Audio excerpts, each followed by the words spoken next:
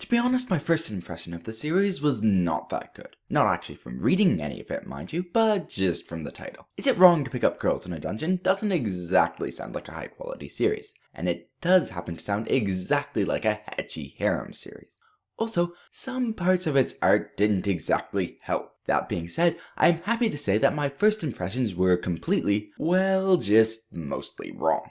It does have some harem elements, but the amount of ecchi is fairly minimal, and the story itself is plenty strong. Ladies and gentlemen, may I present my review of Is It Wrong? Which is what I'll be calling it for the rest of this review, just because reading sentence-long titles is really a pain.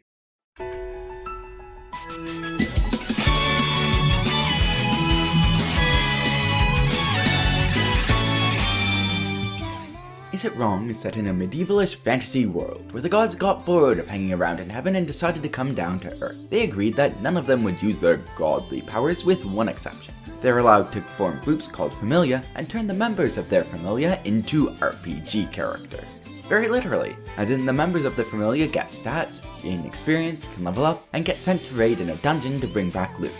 Yes. This series continues the ever more popular trend in fantasy stories of having a strong link to gaming. Anyways, the main goddess we follow is Hestia, who, for those who are less familiar with Greek mythology, is the goddess of the harem, which means in the myths, she sits around and doesn't do all that much. Unsurprisingly, she has a somewhat hard time attracting followers, what with the goddess of staying home and not doing anything, not generally being the patron saint of adventurers. That is, until she meets our protagonist, the 14-year-old farm boy, Bel Crano. This story follows Bel as he adventures in dungeons, levels at a ridiculous rate due to main character powers, and develops a harem that he is mostly oblivious to.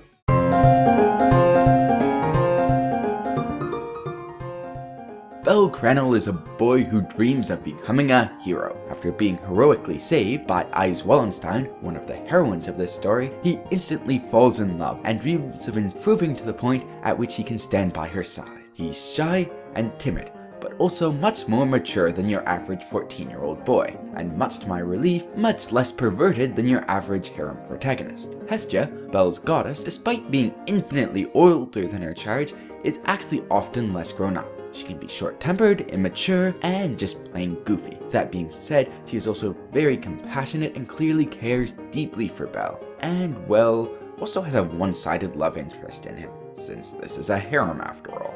Next we have Bel's aforementioned savior, Ais, an exceptionally powerful swordswoman belonging to Loki's familia. She is calm, quiet, stubborn, and possibly a bit of an airhead. She certainly is interested in Bel, but it's unclear at this point if it is a romantic interest. Lastly, Bel has two companions that join him in dungeon runs later in the story. Lily, a hobbit, or well, I've also seen it translated as Prum and Pelham, but I'll stick to hobbit because I have no clue what the other two are. Anyways, Lily acts as a supporter for Bel, picking up loot and carrying gear. She has a sharp mind, and after some initial incidents, she becomes devoted to Bel and acts to try and keep people from taking advantage of him. Bel's other party member is Wolf Krozo, a 17-year-old smith from a Hephaestus familia.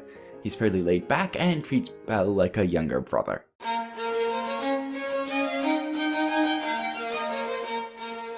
This story has three main focuses: dungeon raiding, god politicking, and romance, all of which are done quite well. The sections on raiding contain lots of exciting fighting and really bring back a sense of RPG nostalgia. It's fun to watch the characters grow and become more powerful, and reading this actually had me going back to play some old RPGs. The bickering and scheming of the gods also really adds depth to the story, more so than it would have had if it was just a simple action shonen series, and also gives a sense of mystery as you try and puzzle out the gods' objectives. Lastly, despite the series having a harem setup, the romance is actually reasonably tastefully handled, which is to say that there's relatively little ecchi of the "oops, I just grabbed your boobs," and only a small amount of "let's all fight over the main character." Yes, there are a number of heroines interested in our dear protagonist, but seduction and catfights never hijack the story. The moments we do get between the various heroines and our protagonist actually feel sincere, and honestly I feel that this is one of the few series where a shipping war wouldn't be completely silly.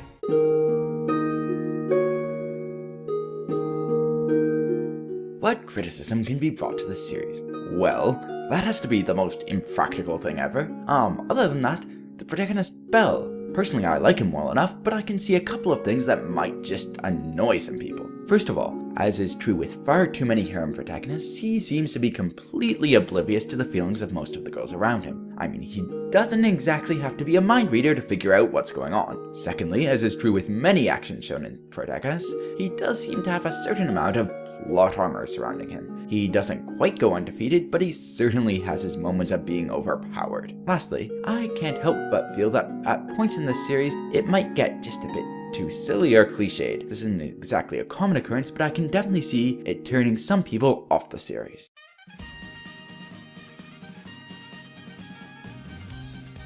Is It Wrong to Pick Up Girls in a Dungeon is a light-hearted fantasy story, which may have picked up some unfortunate tropes from both the harem and action shonen genres, but honestly not too much. It's a lot of fun to read, and I would recommend it to everyone, unless you really can't stand any amount of ecchi or you only read stuff that is super serious. If you've already read Is It Wrong and you're looking for something similar, I would recommend Mondachi Tachi Gai Isekai Karaku Sudesu Yo, another fantasy series with a long title, lots of mythological references, and a similar tone. Anyways, thanks for listening to this review. I hope you enjoyed it.